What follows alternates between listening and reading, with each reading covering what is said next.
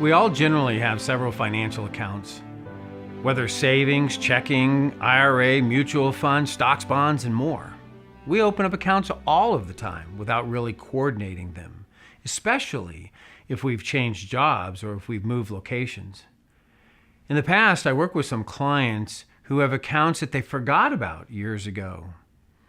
Well, each account should have an intended purpose. Perhaps it's for emergency cash or a new roof or a vacation or retirement. Well, it's time to coordinate these accounts. And the best way to identify the intended purpose is to use the ethical process with each account.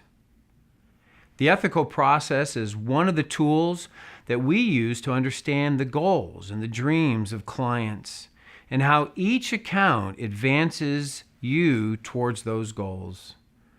The process will help you move forward, making your financial plan for life. We start with the E. What are your expectations of income? Consider your cash flow from work, investments, and other sources. Make a list of your income. You might be worth a lot of money on paper, but if you have limited income, this will impact your plan. Your list of income is important because cash flow allows your lifestyle choices and timely payments of any debts that you owe. Next is the T.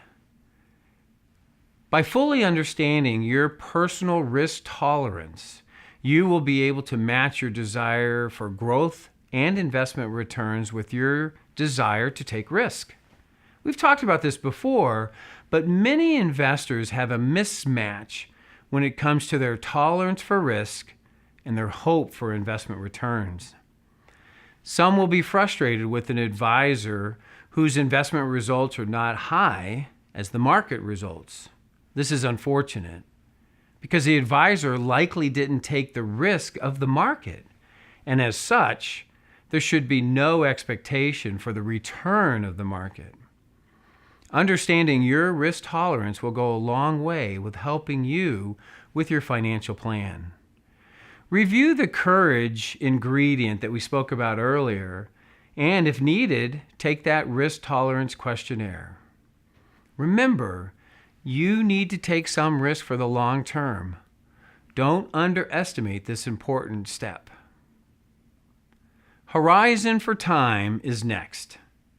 Understanding the known and expected expenses that we discussed in the Weishak Pyramid will allow you to tailor your design to coordinate with your need for money. If you have need for money now, then you have a short time horizon and the need for short-term investments like a money market or a checking account.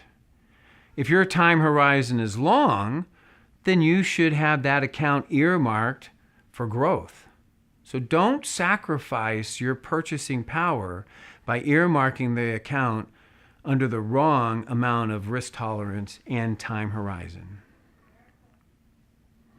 I is for income tax and capital gain tax because every decision has a tax consequence.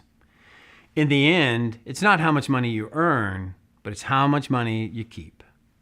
No one can stop the tax man from coming, but everyone can make decisions that can often improve one's tax burden. As you prepare your portfolio, protect against bad tax decisions, because bad tax decisions are always in favor of the federal government. Concerns. Everyone has concerns about life, whether it's dealing with investments or family choices. You owe it to yourself to take the time and identify your concerns. I encourage you to write out your concerns on a piece of paper to help you see them all. Take time to fully understand yours. Then construct a meaningful plan specifically with your concerns in mind. A is about communication. Communication is vital in every strong relationship. And if you're using a professional advisor to help you, your attitude towards communication and conversation with him or her is equally important. By understanding your desire for communication up front, you'll be able to successfully navigate that professional relationship with your professional management team. Generally, with any new relationship, there needs to be more communication in the beginning, but over time there'll be less. But make your desires known early before there's an issue between you and your professional.